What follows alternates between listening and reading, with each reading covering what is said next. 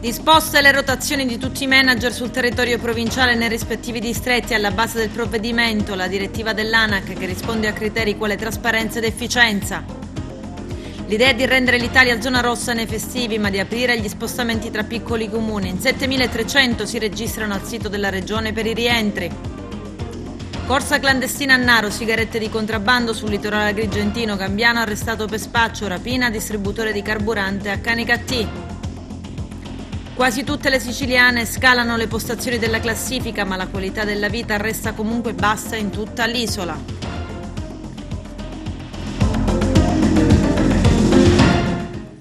Bentrovati gentili telespettatori al nostro appuntamento con l'informazione. All'ASP di Agrigento, rotazione di quasi tutti i dirigenti. Alla base del provvedimento una direttiva dell'ANAC. I dettagli nel servizio. Terremoto all'ASP di Agrigento, dove il commissario straordinario Mario Zappia ha disposto la rotazione di tutti i direttori di presidi ospedalieri di distretto e di tutti i funzionari apicali. Una sorta di rivoluzione che, stando a quanto trapela, comporterà lo spostamento di tutti i dirigenti da un punto all'altro della provincia.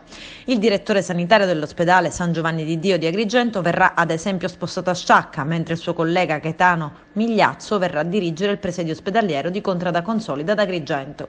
Alla base del provvedimento la direttiva ANAC che risponde a criteri quale trasparenza ed efficienza. La rotazione del personale è stata disposta perché il commissario straordinario, fin dal suo insediamento, ha verificato uno squilibrio all'interno dei servizi amministrativi dell'azienda in ordine, scrive, alla corretta distribuzione del personale dipendente, ma anche una sorta di appiattimento sulle competenze già acquisite che limitano la crescita professionale del dipendente stesso. Considerazione che vale anche appunto per il personale dei servizi sanitari non infungibili e in particolare per quei servizi dove attività sanitaria comporta anche l'esercizio di funzioni organizzative di carattere amministrativo. Un esempio, scrive Zappia, per tutti i distretti sanitari di base e le direzioni sanitarie di presidio, oltre al Dipartimento di Prevenzione Veterinario.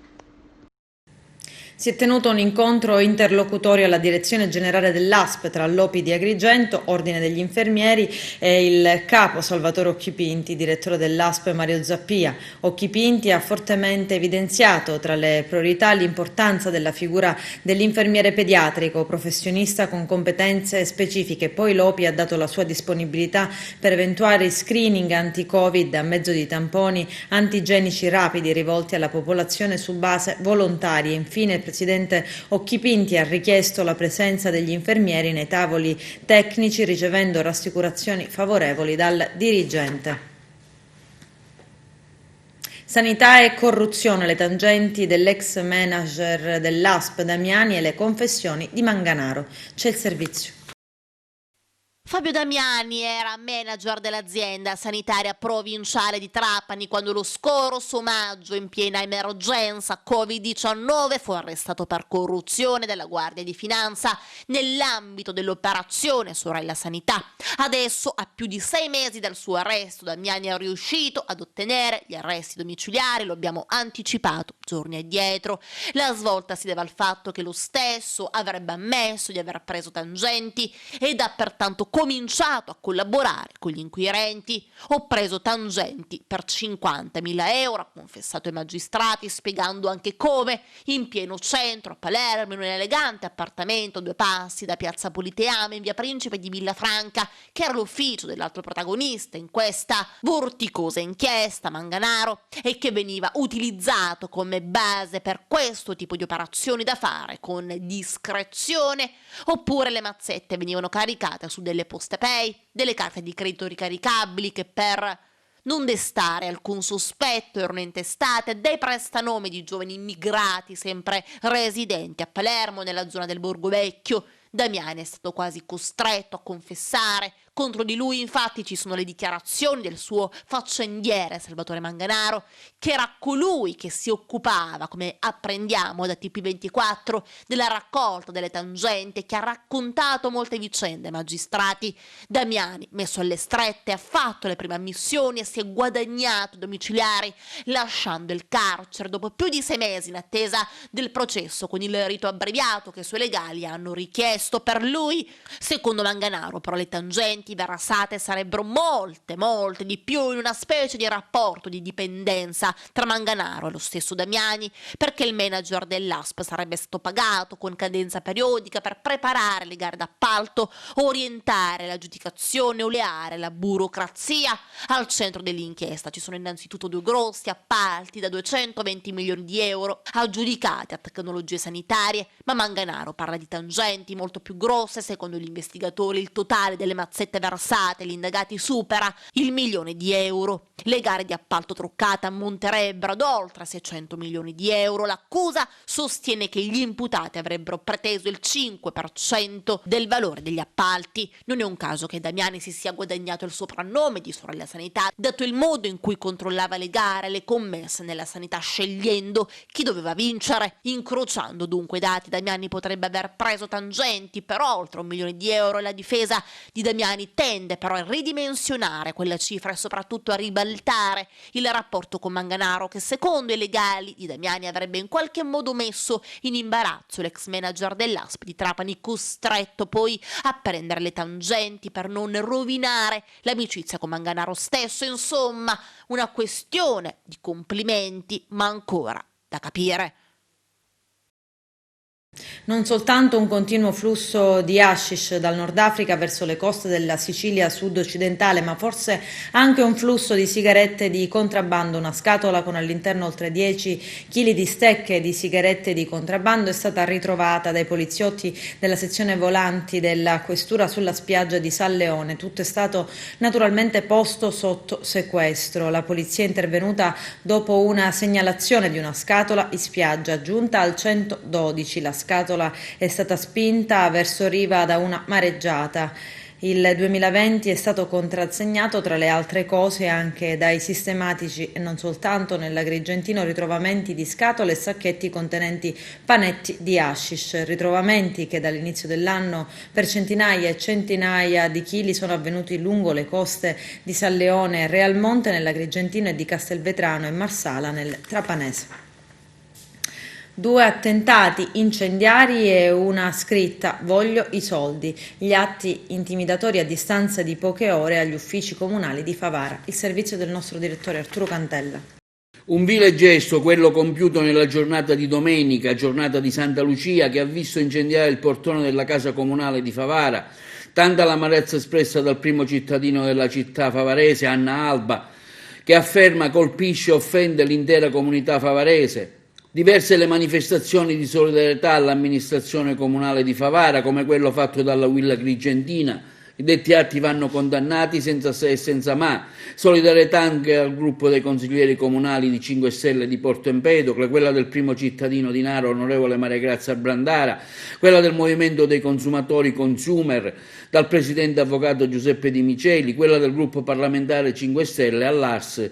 Abbiamo anche sentito stamani la testimonianza in loco dell'ex sindaco Rosario Manganella e del presidente della Proloco Antonio Moscato. Ma io credo che si tratti di un atto di una persona un po' squilibrata o comunque di qualcuno che era, diciamo, un po' arrabbiato per i fatti propri. Non è sicuramente un atto politico, perché non c'è nulla di politico in questo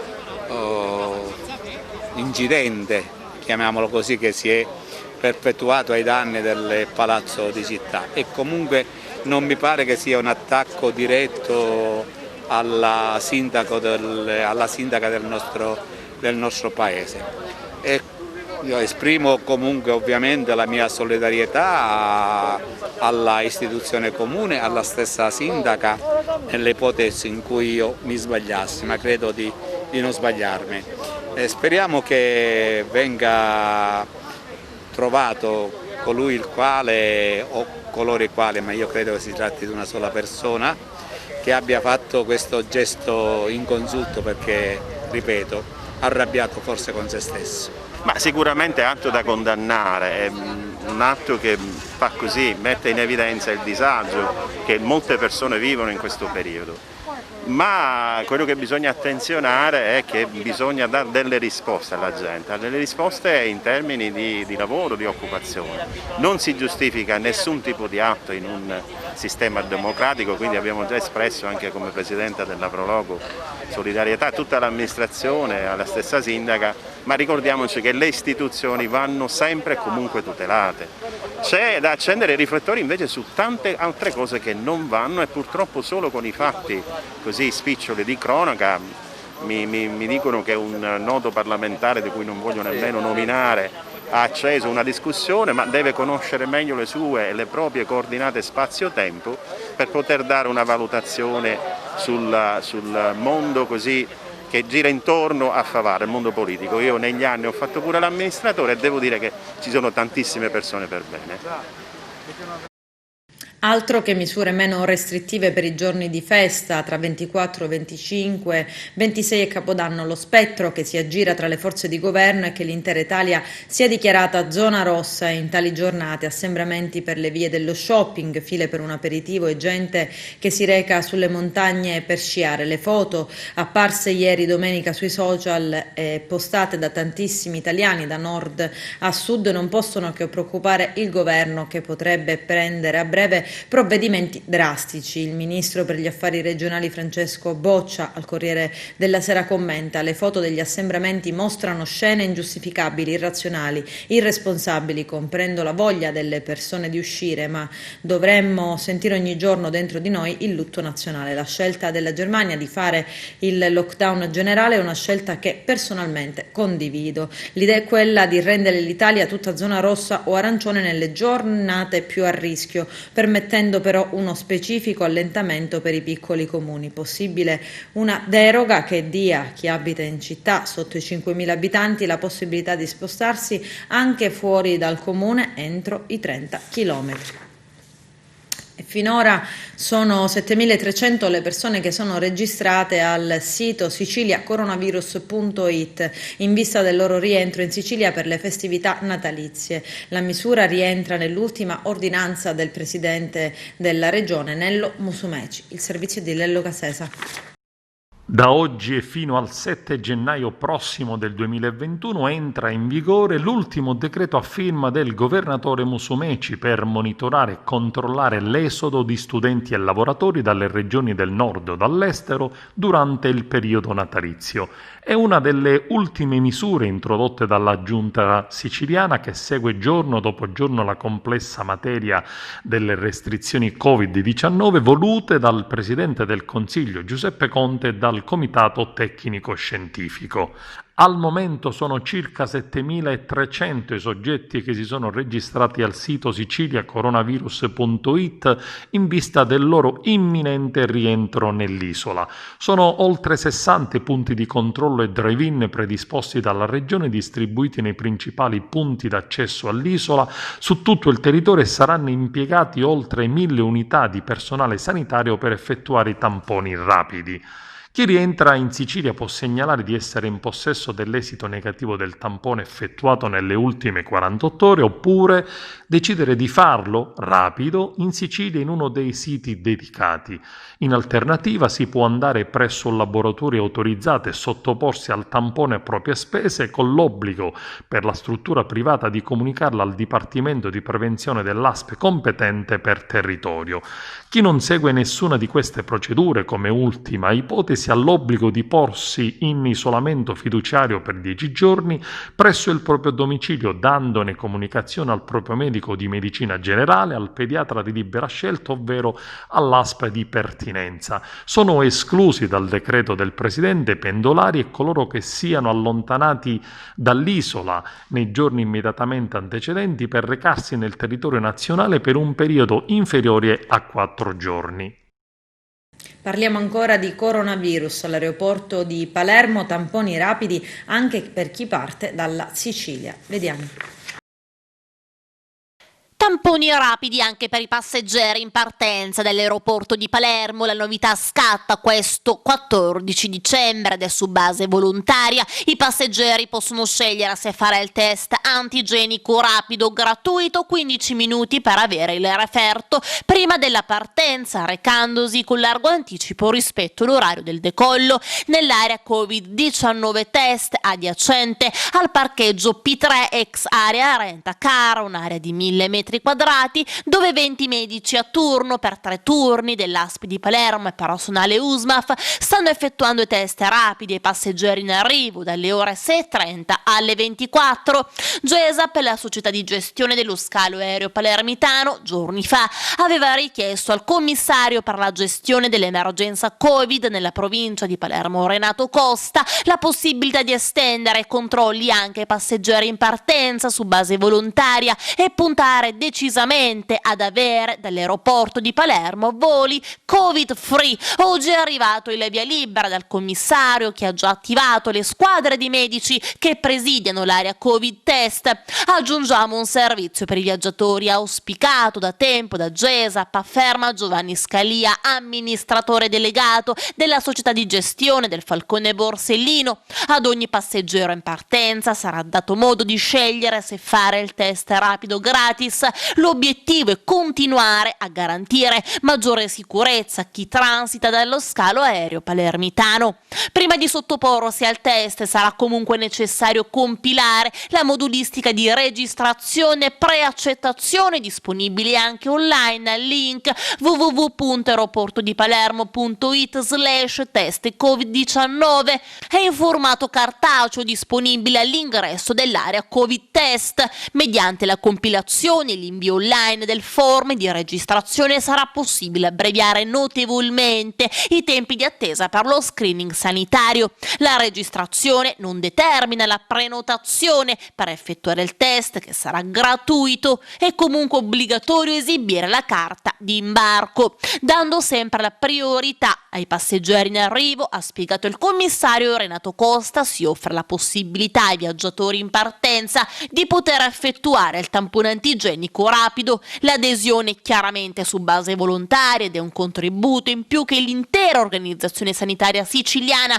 offre al sistema per contenere e limitare i contagi. Da questo 14 dicembre entra dunque in vigore l'ordinanza del presidente della regione siciliana sugli ingressi in Sicilia. Per il rientro in Sicilia bisogna registrarsi sul portale www.siciliacoronavirus.it, esibire il referto negativo di un tampone molecolare a partire da 48 ore prima della partenza. In mancanza di tampone molecolare all'arrivo in aeroporto è possibile fare il tampone antigenico rapido nell'area Covid test dell'aeroporto di Palermo. Il test bisogna ripeterlo dopo 5 giorni recandosi in qualsiasi Covid drive-in o in aeroporto. Diversamente c'è l'obbligo di sottoporsi all'isolamento fiduciario per 10 giorni, comunicandolo al medico, ovvero all'ASP di pertinenza. I passeggeri sono invitati a leggere attentamente le disposizioni della regione siciliana, ma per maggiori informazioni si può anche contattare il numero verde della Protezione Civile siciliana 800 458 787.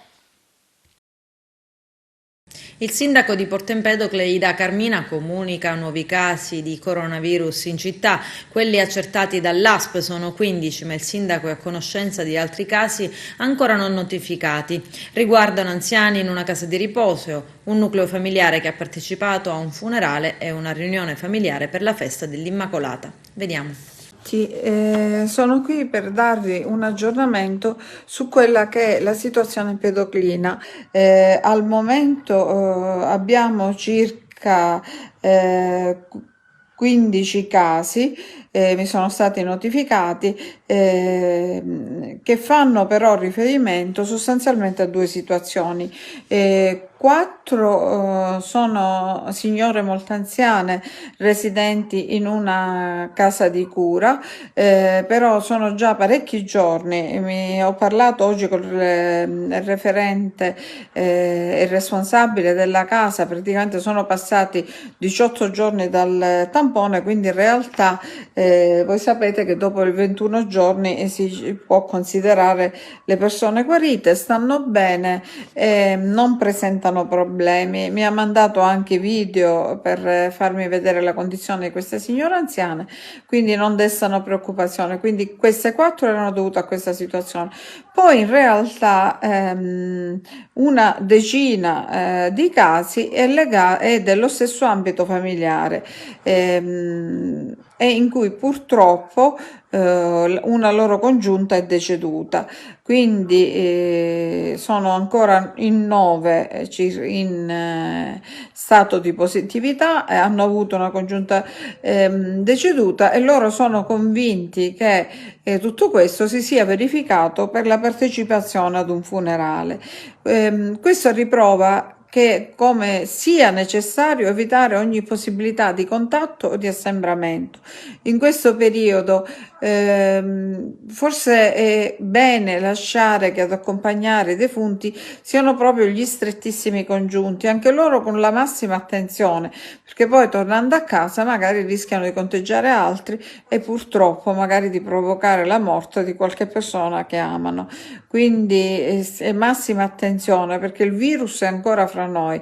Vero che i casi stanno diminuendo, in tutto ne abbiamo 15, anzi 16, ora stavo guardando che uno non l'avevo guardato, quindi sono 4 già da 18 giorni, quindi in fase di superamento, altri 9 legati ad una situazione di una stessa famiglia e sono tutti in isolamento, poi ci sono altri praticamente 2 casi più uno da fuori, quindi sono in realtà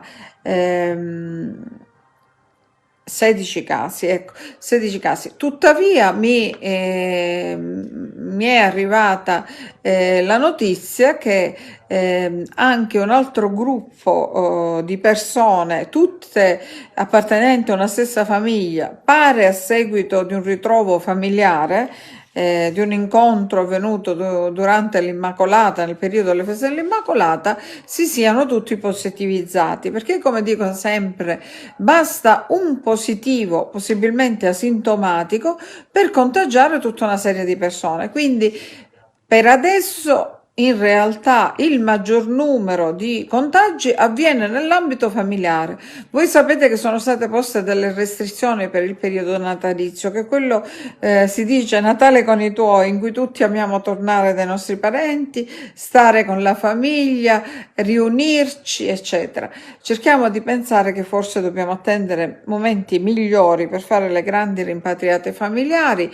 Io sono convinta che purtroppo gennaio sarà duro, sarà un mese duro, perché magari cominceranno le influenze, sarà facile che queste influenze si possano scambiare per positività, potrebbero degenerare le situazioni, già le ASP e la sanità è in grande affanno.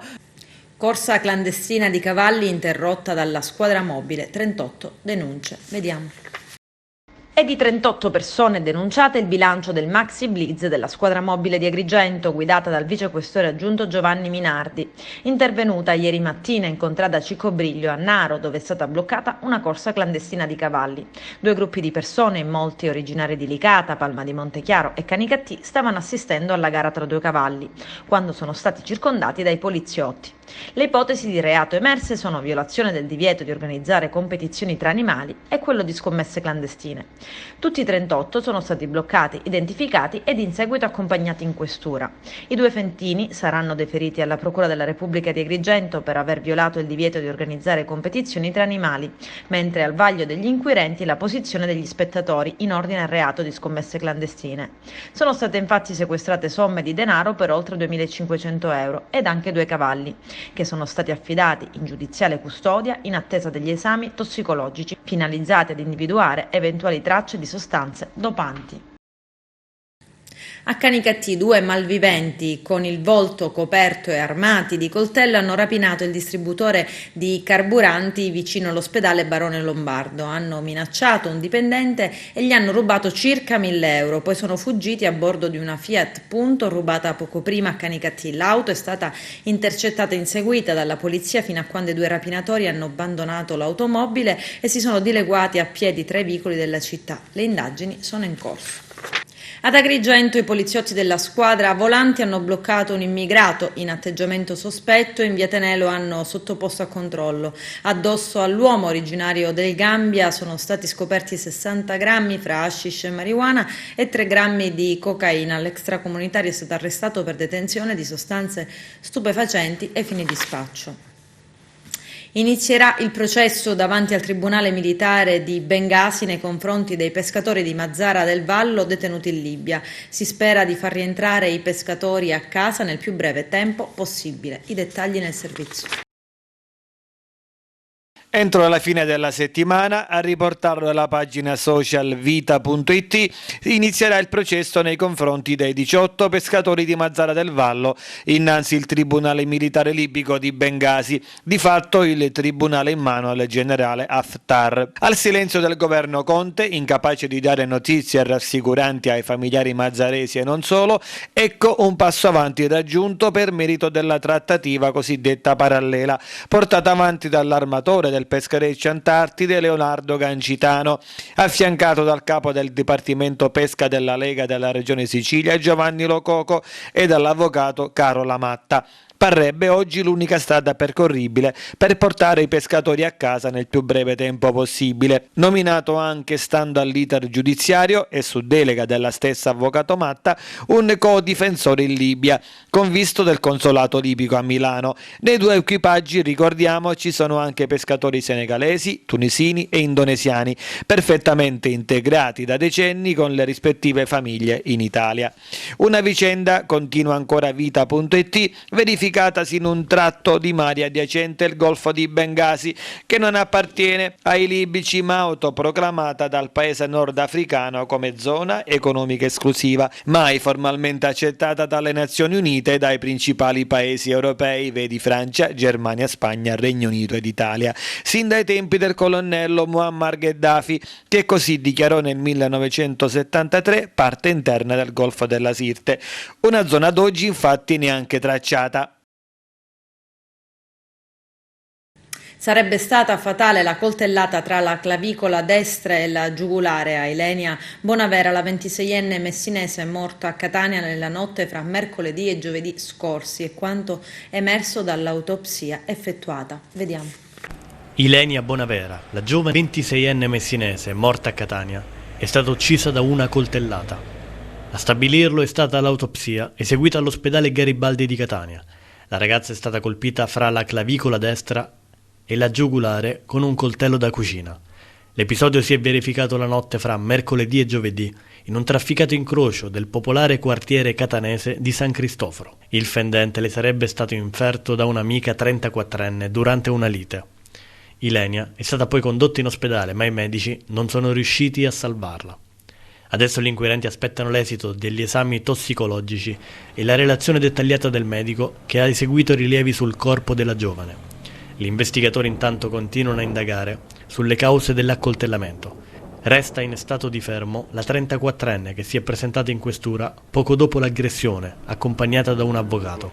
Agli inquirenti avrebbe detto di aver colpito Ilenia con un coltello da cucina che teneva in auto durante una lite. Si sarebbe trattato, sostiene la donna, di legittima difesa. Tuttavia la procura di Catania ha disposto il fermo con l'ipotesi di reato di omicidio. Per oggi è fissata l'udienza di convalida. Le due, che almeno in passato erano amiche, sarebbero state le protagoniste di una lite avvenuta accanto alle rispettive auto, ripresa da un telefono cellulare, il cui video è al vaglio della polizia. Ilenia, dopo essere stata colpita, si accascia sul sedile passeggero di una Smart. Poi un amico la porta al pronto soccorso dell'ospedale Garibaldi, dove la giovane morirà qualche ora dopo. Ilenia fu protagonista nel gennaio 2017 di un'altra vicenda di cronaca. Il fidanzato dell'epoca la cosparse di benzina nella casa di Messina e le diede fuoco, provocandole varie ustioni. Nonostante l'aggressione, la giovane messinese cercò in ogni modo di difenderlo. La qualità della vita, secondo il Sole 24 Ore, nell'anno della pandemia ha portato Palermo e quasi tutta la Sicilia a scalare le posizioni della classifica, però il bicchiere è mezzo vuoto. La qualità della vita è bassa in tutta la Sicilia. Vediamo. Si stava peggio quando si stava meglio. Nell'anno della pandemia Palermo e quasi tutta la Sicilia scalano le posizioni della classifica della qualità della vita, secondo il Sole 24 Ore. Il capoluogo passa in un solo anno dalla posizione numero 98 all'89, scalzando tutte le altre, diventando la città in cui si vive meglio nell'isola. In una terna di siciliane di cui fanno parte le altre due città più grandi, Catania, 90esima in crescita di 7 posizioni, e Messina, 91esima, salita di 9. È però solo il bicchiere mezzo vuoto, perché la qualità della vita, in una classifica che tiene conto di 6 macroindicatori come ricchezza e consumo, ambiente e servizi, giustizia e sicurezza, affari e lavoro, demografia e società e cultura e tempo libero, è bassa in tutta la Sicilia, stretta nelle ultime 20 piazze d'Italia. In compenso 7 province su 9 non perdono posizioni, con le disastrose eccezioni delle 2 migliori città siciliane dell'anno scorso.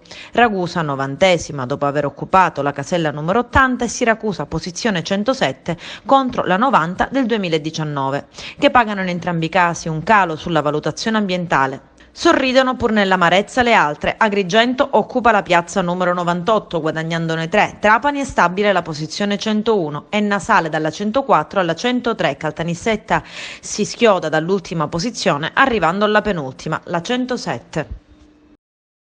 Dopo la giunta a Musumeci, il comitato tecnico scientifico, anche la commissione ambiente dell'Assemblea regionale siciliana presieduta da Giussi Savarino ha appena approvato il piano regionale dei rifiuti redatto dall'assessore regionale ai servizi primari Alberto Pierobon. Vediamo. L'importanza di questa pianificazione, che serve intanto finalmente a dare trasparenza in una regione che da anni attende che venga fatta una pianificazione su quello che è la parte appunto dell'impianto, della gestione dei flussi di rifiuti e su come intervenire, smaltirli e recuperarli, su come ridurre i rifiuti, su come creare anche energia e quindi possibilità di fare economia attraverso i rifiuti.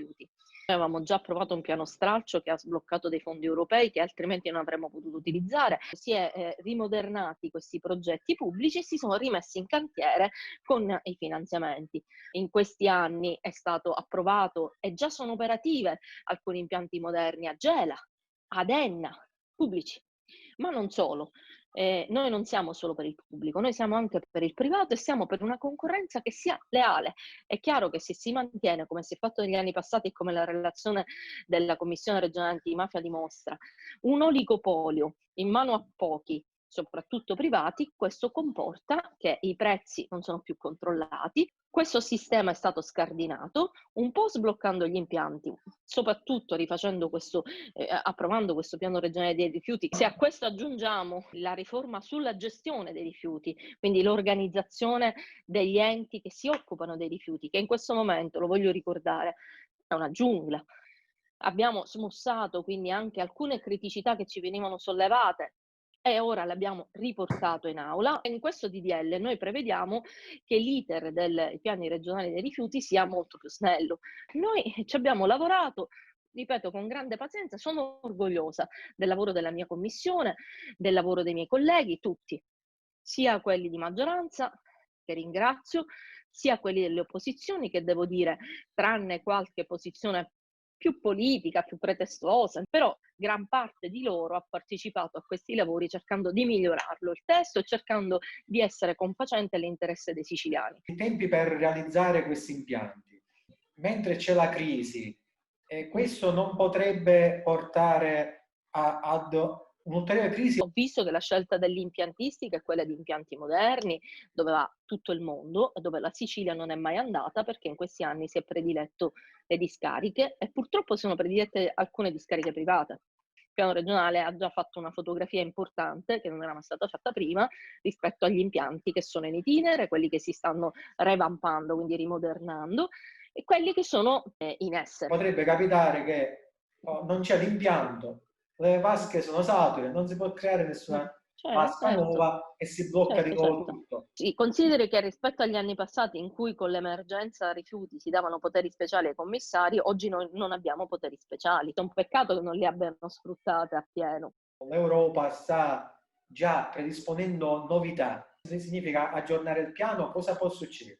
Noi nel nostro disegno di legge che ora è tornato in aula, oggi l'abbiamo rimandato in aula, abbiamo messo una norma che semplifica l'iter anche per dare la possibilità anche ai governi, ai prossimi governi, che non è detto che siamo noi, ma possono anche essere altri, di agevolare un percorso di riadozione di un piano dei rifiuti in breve tempo che sia sempre più moderno e più aggiornato. Adesso c'è la pubblicità, a tra poco vi aspetto. Nonostante l'emergenza legata alla pandemia ad Agrigento, dopo alcuni anni di buio si respira una bella atmosfera natalizia in tutti i quartieri. L'intervento dell'assessore al ramo Costantino Ciulla di Fratelli d'Italia. Vediamo. Anche ai cittadini chiediamo, se possibile, se volete, abbiamo indetto un concorso. Questo concorso è un concorso fotografico, Le mie luci di Natale. Che cosa sarà fatto in questo concorso? Abbellendo i balconi, mettendo delle luminarie praticamente nei balconi, potete mandare la vostra foto ad un indirizzo email o compilando un form che sarà reso, questo lo pubblicheremo giorno 16, saremo pronti per la divulgazione del regolamento e di tutto. Abbellendo il proprio balcone di casa potrete partecipare ad un concorso a premi. I premi che non saranno detti oggi, ma per esempio ipotizziamo il primo classificato che sarà valutata la foto più bella, potrebbe essere aggiudicato un notebook, un tablet. Stiamo proprio elaborando in queste ore queste piccolezze, sottigliezze che permetteranno di lanciare il contest dopodomani, massimo dopodomani, e che sarà aperto fino al 6 gennaio, e poi ci sarà una giuria che sarà composta da fotografi, da artisti e anche da un componente del comune, 2 componenti del comune. Adesso il regolamento non ce l'ho qui, l'ho dimenticato purtroppo e non mi ricordo quanti sono, credo siano 8 componenti.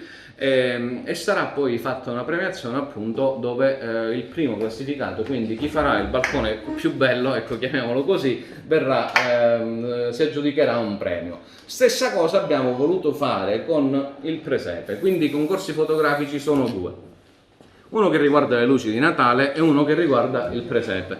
Per quanto riguarda il presepe, che è un'iniziativa che tra l'altro avevamo fatto nel lontano 2006, però si è fatta solo un'edizione, purtroppo all'epoca mi ricordo che fu fatta in una circoscrizione, poi non è stata purtroppo ripetuta negli anni. I cittadini avranno la possibilità di inviare il presepe, sempre tramite foto, sempre compilando questo form che si troverà disponibile a breve online, e partecipare ugualmente al concorso come per le luci. Quindi abbiamo 2 concorsi fotografici che saranno lanciati dopo domani al massimo. Quindi questo per quanto riguarda le iniziative dei concorsi fotografici. Ripeto, grazie ancora a tutti coloro che hanno dato il contributo per far sì che tutto questo è stato possibile, insomma, in questo momento difficile, difficile anche da un punto di vista sociale, economico e sanitario principalmente. Speriamo possa subito finire questa pandemia. Una cosa che ci tengo a dire è che qualcuno può dire: però questi soldi che state spendendo li potevate dare ai poveri. Io credo che quest'anno non ci poteva essere attenzione maggiore alle famiglie bisognose, alle famiglie, diciamo, che hanno necessità, che non possono permettersi né il pane né un panettone, oppure semplicemente la pasta o i beni di prima necessità. Con l'assessore Picarella, per esempio, è stata lanciata un'iniziativa per quanto riguarda il regalo, l'assessore che è qui presente, che ringrazio, che sta seguendo, ringrazio anche l'assessore Tuttolomonto. L'assessore Picarella insieme all'assessore Vurlo hai fatto tu un'iniziativa che si chiama Sarà comunque Natale, dove tutti i bambini avranno un regalo di Natale, tutti i bambini che non possono permettersi, le famiglie che non possono permettersi questo. Ma poi abbiamo fatto i buoni spesa, c'è stata la distribuzione dei buoni spesa da parte della regione, ci sarà a breve, speriamo a brevissimo, la distribuzione dei buoni spesa da parte dell'azienda, dell'associazione Terzo Pilastro. Quindi stiamo attenzionando certamente tutte le situazioni, tutti i bisogni che ci sono in questo momento. Non è finito qui, perché stiamo lavorando anche, sarà reso pubblico perché da dopodomani inizieranno le novene di Natale, quindi già stiamo predisponendo in queste ore. Proprio c'è un nostro collaboratore che sta contattando e si sta mettendo d'accordo anche con le varie associazioni che si occupano di novene, che si occuperanno, anche se non possiamo, diciamo, fare gli assembramenti, però cercheremo di far arrivare comunque la classica novena in più punti della città, in tutti i punti della città, perché questa amministrazione, con a capo il sindaco, tutta la giunta, l'obiettivo che si è data sin dall'inizio è di Se diamo una cosa la dobbiamo dare a tutti, sia uguale per tutti, non sia solo per il centro città, non sia solo per Fontanello, non sia solo per San Leone, non sia solo per Villa Seta. Quindi se abbiamo una cosa è per tutti. Quindi a breve sarà pubblicato anche il calendario di dove verranno fatte delle piccole manifestazioni nei limiti del possibile. Ricordo tra le iniziative un'iniziativa importante che è quella organizzata dall'Accademia delle Belle Arti, che sarà un'estemporanea di pittura che sarà fatta in via Atenea nei prossimi giorni, quindi a breve seguirà un programma con tutte le iniziative. Troppo complesso restare a scuola, boom di professori siciliani in pensione con la quota 100. Centinaia di maestri e professori in servizio nelle scuole dell'isola saltano in extremis sul treno per lasciare in anticipo la cattedra. C'è il servizio. Se da una parte c'è il Covid a mettere in crisi ed in ginocchio centinaia e centinaia di settori altamente penalizzati dalle reiterate chiusure anticontagio, dall'altra c'è chi può permettersi di ritirarsi dall'attività lavorativa per mera scelta personale, spesso dettata da tanta stanchezza.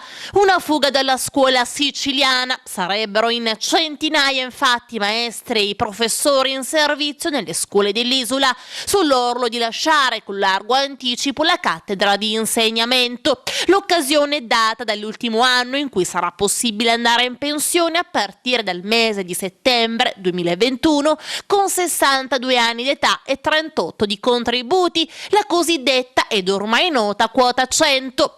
I dati sulle domande di pensionamento del personale docente pervenute entro lo scorso 7 dicembre per la Sicilia descrivono una precisa volontà: passare la mano a docenti più giovani, probabilmente anche a causa della crescente complessità della scuola a seguito della pandemia in corso da Covid-19. I numeri siciliani, come apprendiamo dai colleghi di Repubblica, sono abbastanza eloquenti.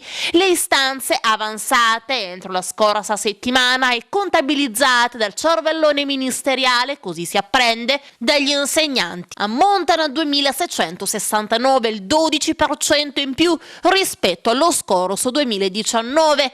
Per avere un'idea del dato nostrano basta riferirsi all'incremento di pensionamenti richiesti a livello nazionale più 4,8%, ma il dato più interessante è quello che scaturisce dalla suddivisione delle richieste in base ai diversi requisiti per passare la mano. La modalità ordinaria, secondo le regole della legge Fornero, è quota 100, con cui è possibile andare in pensione in anticipo di circa 5 anni.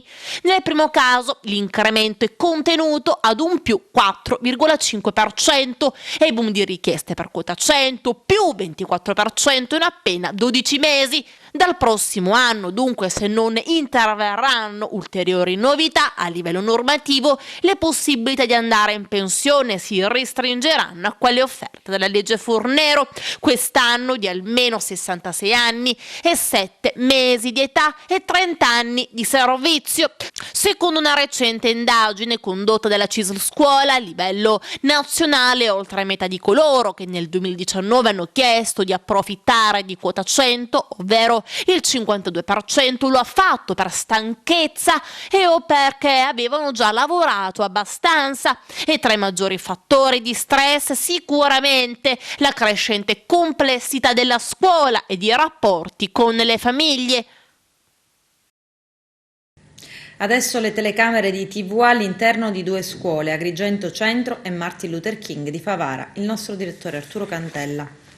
Un evento di educazione ambientale si è svolto oggi presso la scuola Agrigento Centro, diretto dalla dirigente scolastica Anna Cangarrossa, al fine di sensibilizzare gli alunni al rispetto dell'ambiente e alla conoscenza dei luoghi del cuore del FAI, in collaborazione con la scuola Erolingo e l'associazione Humus, che hanno mostrato anche come si pianta un alberello ai piccoli alunni del plesso scolastico. È una proposta educativa, infatti, che ci ha suggerito sia la delegazione FAI di Agrigento sia Eurolingue School, che avendo adottato il Boschetto di Maddalusa come luogo del cuore del FAI, ha aperto anche una campagna di sensibilizzazione sul tema dell'educazione ambientale destinato a tutti i nostri alunni, i quali, sostenendo il Boschetto, hanno potuto usufruire anche di una lezione conversazione in lingua inglese inerente sempre al tema dell'educazione ambientale. Io ho trovato la proposta assolutamente interessante, sia da un punto di vista personale, essendo delegata del FAI Scuola, ma anche da un punto di vista professionale, perché i temi legati all'educazione ambientale, alla cultura ecosostenibile sono dei capisaldi per il nostro curriculum di istituto. Per questo, come scuola, abbiamo voluto arricchire ulteriormente la mattinata, avvalendoci anche del contributo dell'associazione culturale Humus. Il dottor Alaimo Di Loro, in qualità di agronomo, ha omaggiato le scuole di piante officinali, piante aromatiche, accompagnando i bambini alla scuola dell'infanzia in un laboratorio di giardinaggio. Perché l'obiettivo è uguale per tutti gli ordini di scuola, ma sappiamo bene che veicolare questi messaggi per i bambini più piccoli può essere più utile laddove accompagnato dall'esperienza, dal laboratorio, dall'apprendimento pragmatico. E quindi una mattinata all'insegna delle attività destinate appunto a sensibilizzare tutti gli alunni sui temi dell'educazione ambientale, l'importanza e la scoperta del patrimonio paesaggistico, la consapevolezza che si può dar vita a delle piante, quindi a degli esseri viventi, e poi accompagnarli per tutta la loro crescita, abbellendo anche il nostro giardino, ovvero gli spazi esterni del nostro edificio scolastico. Come delegata FAI per l'ambiente ho voluto attivare questa iniziativa che ha trovato un riscontro favorevole, grande collaborazione e comunione di intenti con la preside Gangarossa, anche lei è delegata FAI alla scuola in questo caso, e quindi abbiamo messo insieme le nostre energie per creare un progetto in cui crediamo molto, che ci sembra bello appunto perché comincia con la sensibilizzazione verso la natura, verso gli alberi, verso il bosco, a partire proprio dai bambini. Oggi i bambini pianteranno delle piante in collaborazione appunto con un'associazione di agronomi, ma impareranno anche il nome di queste piante in inglese, e questo è un po' quello che abbiamo voluto offrire alla scuola, che ha sposato il nostro progetto di adottare Maddalusa come luogo del cuore FAI. Quindi i bambini della scuola hanno votato per Maddalusa perché è un boschetto piccolo ma molto rappresentativo. Un po' può diventare il simbolo dei boschi siciliani, che versano veramente in condizioni sempre più gravi, e quindi partendo da questo piccolo bosco possiamo pensare un po' alla salvaguardia generale dell'ambiente, alla protezione dei nostri alberi, dei nostri boschi, e spero che questo sia il primo dei tanti progetti che porteremo avanti insieme alla preside, che è molto sensibile appunto in questo senso a queste tematiche. Si può ancora votare, non solo per Maddalusa, si può votare per tutti i luoghi del cuore, e quindi votate tutti quelli che potete, perché la Sicilia sta dando il meglio di sé in questo momento. Le votazioni finiscono giorno 15, quindi abbiamo ancora 2 giorni. Il laboratorio di oggi, Giardino al Centro, è un'anticipazione di un progetto che si chiama Il Giardino che vorrei, che svilupperemo, quindi in cui l'associazione Humus è capofila, a cui partecipano oltre all'Istituto Agrigento Centro anche altre 2 scuole, tutta un'equipe di tecnici ed esperti, tra cui anche l'ASPI, Unità Educazione alla Salute, ed è un progetto di inclusione sociale e di aiuto ai soggetti diciamo un po' svantaggiati.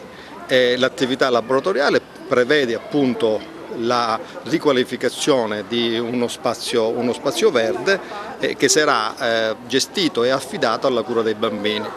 Quindi l'esercizio della pratica del bello attraverso la costruzione appunto del giardino per edificare una prospettiva di futuro migliore.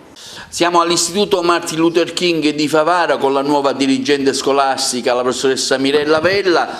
Ecco, come sta affrontando la scuola questo periodo di Covid in vista anche della riapertura che sarà nei primi giorni di gennaio? Diciamo che ci siamo organizzati bene e da subito, non abbiamo avuto grosse difficoltà.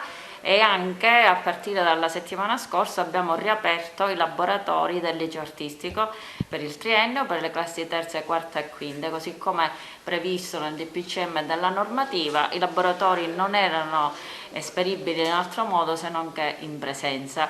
Chiaramente i ragazzi sono contingentati, massimo a 14, e soprattutto abbiamo anche avuto una serie di rapporti interistituzionali con l'ASP di Agrigento che ci ha consentito di fare uno screening a tutti gli alunni prima di rientrare e nonché a tutto il personale scolastico, quindi una grande sinergia con il territorio, con le famiglie e con l'utenza, e diciamo che i risultati sono estremamente positivi. Ecco, parliamo di Open Day, ci avviamo i primi di gennaio all'apertura del nuovo anno scolastico. Quest'anno sicuramente non è fatto in presenza ma sarà fatto via telematica.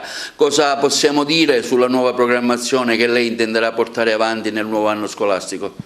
Il liceo Martin Luther King, così come da sempre, sarà un liceo accogliente, inclusivo, è un liceo in cui ognuno troverà un'offerta formativa personalizzata. Già abbiamo 3 indirizzi di studio e questo consente non solo di orientare ma soprattutto di riorientare gli studenti anche nel corso del primo biennio, e per cui dico ai genitori di seguirci nelle nostre dirette in streaming che faremo a partire dal 21 dicembre e dopo, soprattutto Covid permettente, a gennaio vedremo di fare anche conoscere la nostra scuola, che è veramente un fiore all'occhiello della provincia di Agrigento. Dopo anni di dimenticanza tornerà a splendere il santuario rupestre. Dopo l'aggiudicazione dei lavori risalente al marzo scorso sono al momento in corso le operazioni di rimozione delle vecchie impalcature installate alcuni anni fa in seguito al rischio di un imminente crollo della struttura. La stessa fu smontata e di fatto mai più riassemblata, operazioni che si stanno concludendo adesso, restituendo alla collettività un monumento molto interessante. Il bene si trova al di fuori delle mura della città antica e presenta una gigantesca vasca con più livelli che anticamente avrebbe creato dei giochi d'acqua, segno del legame religioso con questo elemento e con le divinità della terra e le ninfe.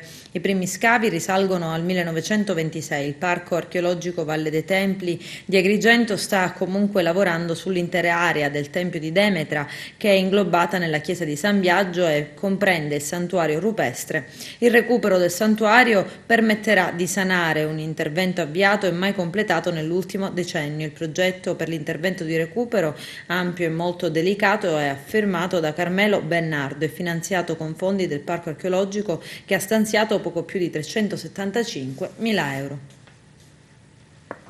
Basket B1, primo stop stagionale per la Fortitudo Agrigento. È stata una partita dal doppio volto quella vista al Pala Moncada. La pallacanestro Crema ha fermato la corsa dei giganti biancazzurri. La squadra di coach Catalani ha incassato la prima sconfitta di stagione. Il match è terminato con il punteggio di 76-85.